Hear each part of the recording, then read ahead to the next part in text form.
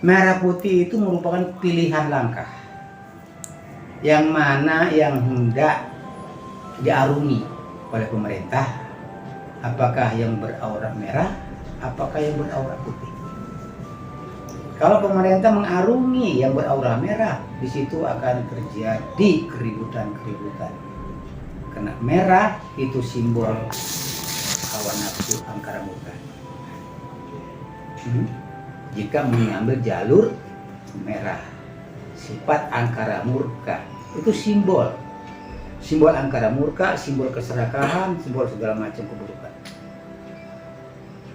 Tetapi kalau yang mau diarungi itu yang sinar berwarna bendera yang berwarna putih, di situ banyak kedamaian. Dengan catatan harus diisi dengan kemakrifatan. Tanpa adanya makrifat, dengan secara otomatis masuk ke warna merah. Ini belum paham.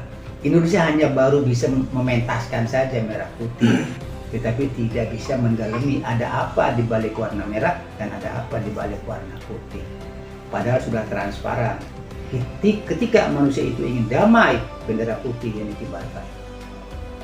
Mengajak perang, bendera merah yang dikibarkan. Itu sudah jelas simbol-simbolnya. Sementara di Indonesia merah dan putih, mana yang hendak dilaksanakan oleh pemerintah Republik Indonesia? Apakah yang berwarna merah, apakah yang berwarna putih? Karena tidak bisa dengan kedua-duanya. Akan berkecamuknya lebih luas, lebih besar jika dua-duanya dipakai. Apalagi hanya satu jalur merah, habis negara Indonesia. Itu belum paham tentang bendera merah putih. Sementara diameter nggak tahu secara nasional berapa diameternya, nggak tahu. Tingginya ke atas berapa meter tingginya nggak tahu. Tapi hanya memahami sinar merah dan sinar putih. Merah sifat angkara murka, putih sifat kedamaian. Itu yang ada di merah putih. Jadi jangan salah pemahaman di situ.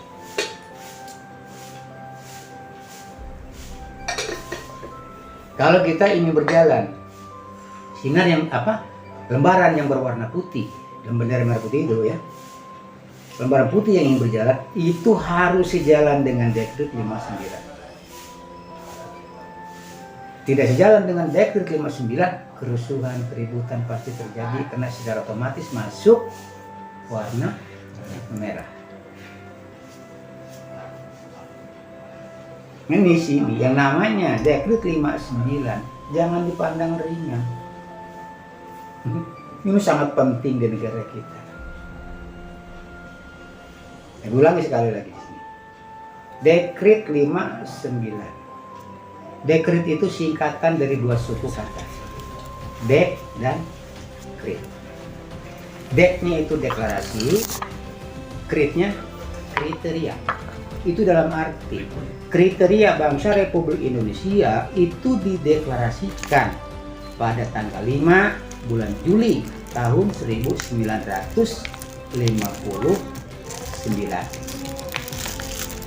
Ada berapa kriteria di situ yang dideklarasikan? Nah, di waktu itu yang dideklarasikan ada 3 kriteria. Yang mana ketiganya menjadi Undang-Undang Dasar Negara yang disebut Trisula. Ini Undang-Undang Dasar Negara itu hanya ada 3, yaitu Trisula, 3 Undang-Undang Dasar Negara. Yang mana? Yang itu yang dideklarasikan di waktu itu. Apa-apa yang dideklarasikan itu? Yang pertama, Akta Negara. Yang kedua, Undang-Undang Dasar Tata Kerja. Yang ketiga, Pancasila. Fungsinya yang 3 itu apa?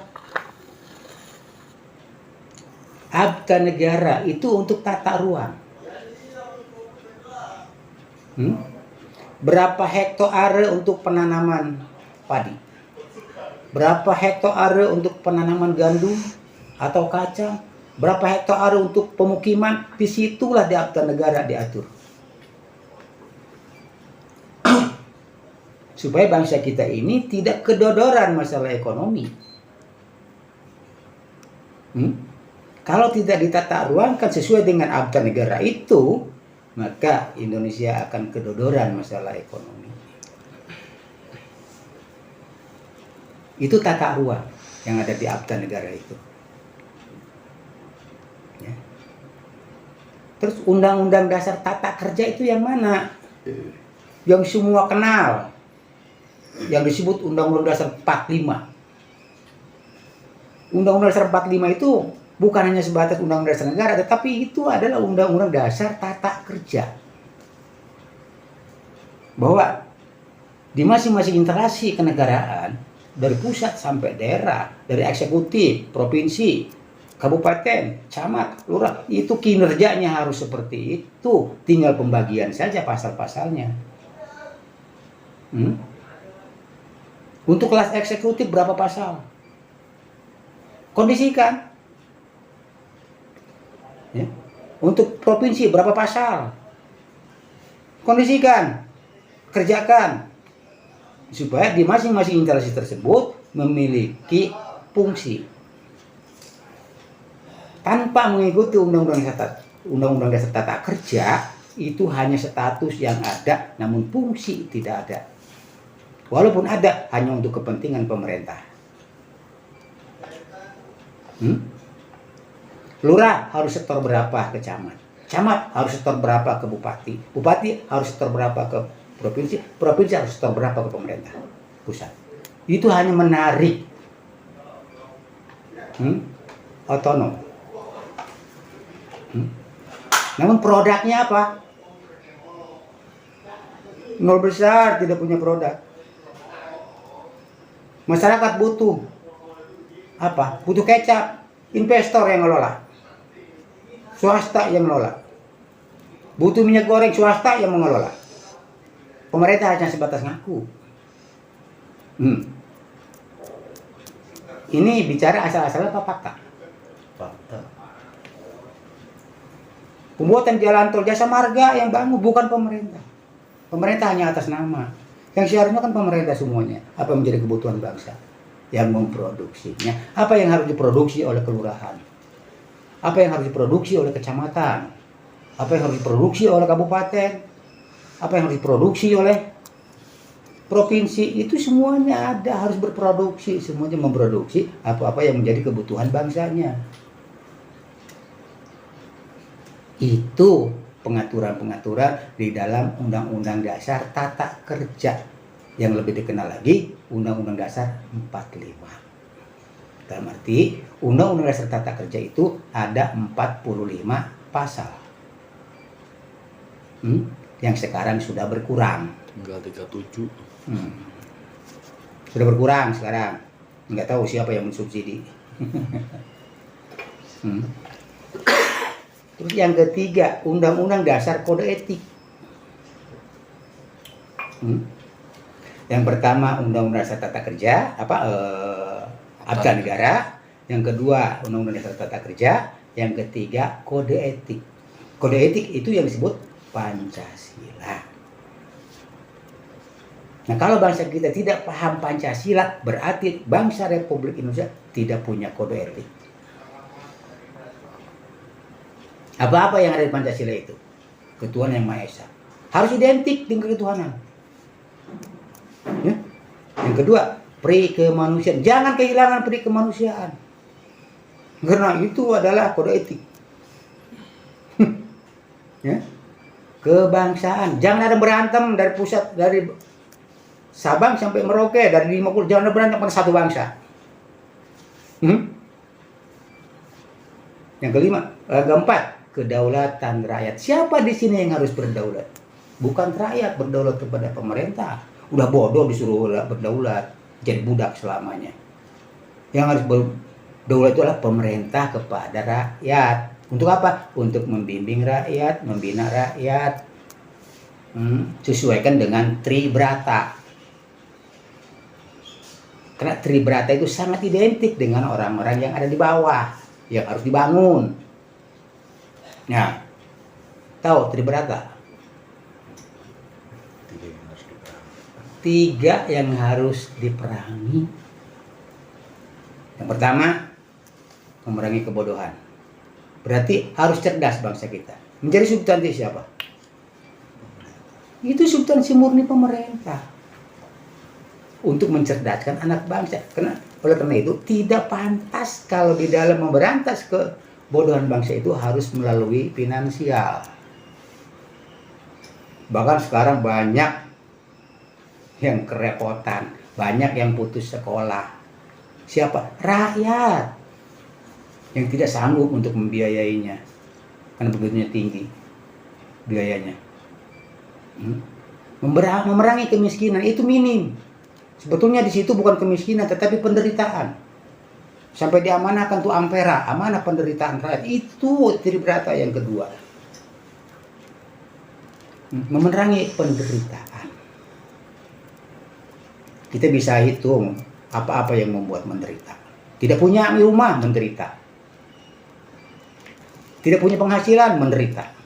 Sakit, menderita. Tidak bisa menyekolahkan anak, menderita juga. Bahkan kepanjangan, anaknya pun ikut-ikutan menderita ke depan.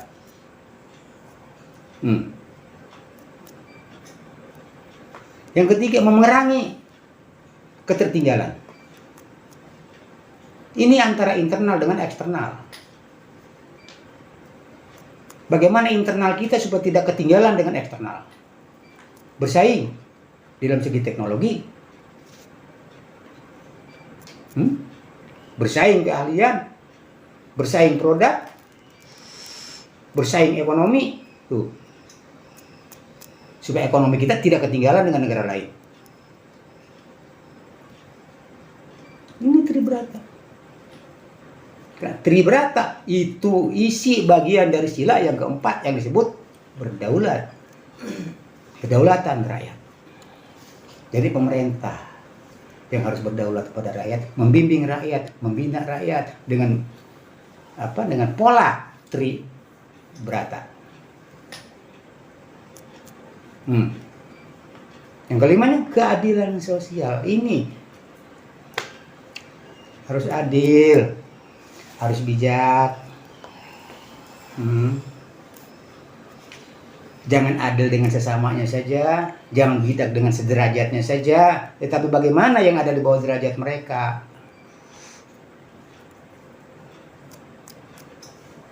Kehidupannya, ekonominya, infrastrukturnya. Apakah rumah rakyat ini layak isi? Apakah tidak? Apakah yayasan pendidikan ini layak isi? Apakah tidak? Yang sampai yayasan pendidikan ini roboh. Ini yang belum ada tidak dibangun, yang sudah ada pun tidak diurus.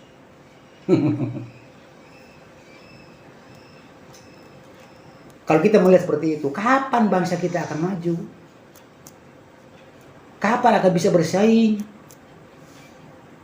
BUMN ada, badan usaha milik negara, apa usahanya? Siapa yang mengelola? Semuanya swasta yang mengelola, investor yang mengelola. Ada yang dikelola langsung dengan pemerintah, ada enggak? Kalau pemerintah tidak suka, silakan datang ke sini, hadapi semua. Kalau tidak suka mendengar hal ini, datang ke sini. Kalau memang nggak suka mendengar suara ini, tapi nggak takut, karena disampaikan di sini adalah fakta. Ketertinggalannya sangat luar biasa jauhnya. Kemiskinan masyarakat, sementara negara Republik Indonesia statusnya negara agraris. Tapi kenapa semuanya rakyat sengsara? Karena rakyat yang harus berdaulat, bukan pemerintah. Yang bodoh harus mengabdi. Kan tidak etis kalau yang bodoh harus mengabdi. Berarti dia budak selamanya. Yang harus mengabdi itu yang pintar. Wala yahudu ala tu ambil miskin. Itu ayat Al-Quran. Mayoritas Indonesia adalah agama Islam. Tetapi kenapa tidak kenal dengan ayat-ayat Al-Quran? Wala yahudu ala ambil miskin. Jangan sekali-kali kalian mau mementingkan diri sendiri, wahai para pejabat-pejabat negara, para petinggi-petinggi negara, orang mampu, orang kuat, orang pintar. Jangan mementingkan diri sendiri. Ala ambil miskin. Tingkatkan taraf hidup manusia yang kekurangan makan dan yang sengsara. Tingkatkan taraf hidupnya. Kewajiban siapa? Pemerintah nomor 1 kewajibannya. Jangan sampai rakyat ini melangkah masing-masing, melangkah sendiri-sendiri. Iya yang dapat yang enggak. Nggak heran kalau banyak yang sengsara. Pahami Dekret 59. Pahami Abda Negara. Pahami Undang-Undang Dasar Tata Kerja. Pahami Kode Etik. Sekarang aparat dan pejabat pemerintah, petinggi-petinggi negara, masih punya tidak kode etik yang sesuai dengan Pancasila?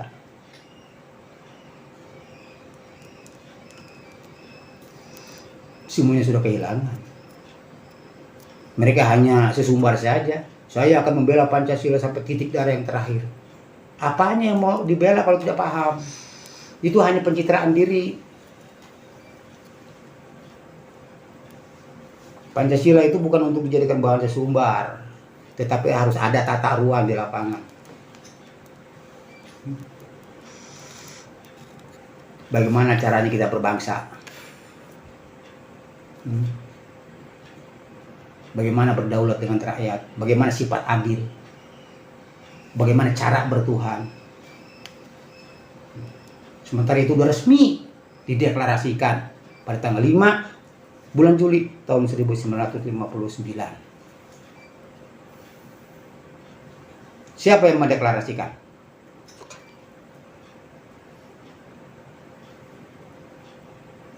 Itu kepala negara pertama. Hasil dari pengkajian revolusi. Di mana waktu revolusi bangsa kita tertindas. Setelah selesai dari revolusi, dikaji bagaimana membangkitkan gairah hidup bangsa Republik Indonesia. Itu diadakan di situ 3 undang-undang dasar negara yang disebut Trisula. Abda Negara, Undang-Undang Tata Kerja, dan Kode Etik. Di dalam Abda Negara, pemerintah punya kewajiban menata ruangkan rakyatnya. Apakah itu berdiameter 5 kali 10? Apakah berdiameter 5 kali 5? Itu yang penting ada tata ruang, ada tempat mereka bernaung. Itu diatur semuanya di Abda Negara. Yang jadi pertanyaan sekarang, di mana Abda Negara itu adanya sekarang?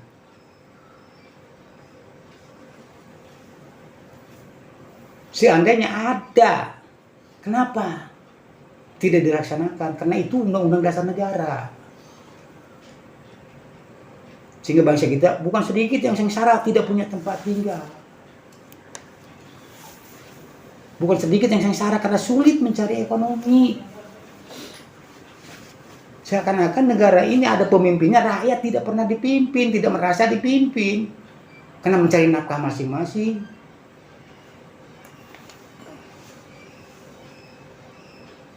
Di Al-Quran sudah tercantum yang tadi dibacakan itu. Wa ma umirtu illa liya'budullaha mukhlishina lahudin. Itu substansi pemerintah pusat. Innama amruhu idza arada syai'an ay yaqula lahu kun fayakun. Itu substansi pemerintah. Jangan sampai membimbing rakyat itu sejadi-jadinya, seadanya. Masalah negara ini sangat sensitif. Ya, bisa sedikit aja besar dampaknya. Sementara yang disorot oleh Rabbi Allah itu adalah pemimpin negara, bukan rakyat. Rakyat substansi pekerjaan. Kepala negara, pemimpin pekerjaan. Sang pencipta pekerjaan untuk sebuah produk. Ini mah semuanya mengandalkan investor. Pemerintah hanya mengandalkan pajak, kerja tidak mau.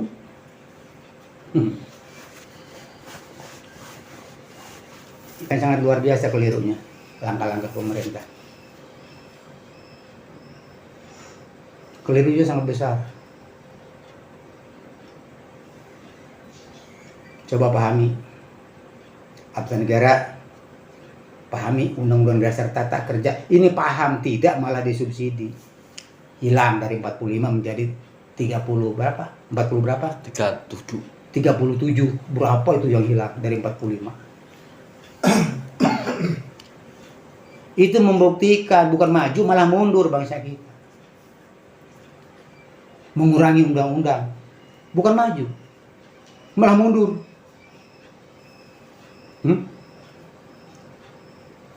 Kalau untuk memajukan bangsa, undang-undang tetap 45, yang mana ada kekurangan di pasal berapa? Tambah.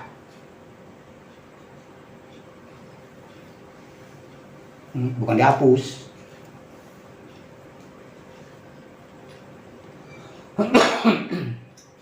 Kalau dihapus mundur bangsa kita, kehilangan pasal. Dalam arti kehilangan pasal itu kehilangan sistem kerja. Karena itu Undang-Undang Dasar Tata Kerja. Kehilangan pasal, kehilangan tata kerja. Tetapi diantaranya itu tidak ada kan yang dikondisikan di provinsi, kabupaten, kecamatan. Itu kan tidak ada yang dikondisikan. Sehingga mereka merasa kebuntuan. Yang dirasakan oleh rakyat itu kebuntuan. Apa hasil dari Undang-Undang Dasar Tata Kerja itu? Kan tidak bisa dinikmati karena tidak ada realisasi, tidak ada hasil, tidak ada produk. Undang-undangnya ada tapi produksinya tidak ada. Siluman. Tapi bicaranya muluk-muluk. Hah?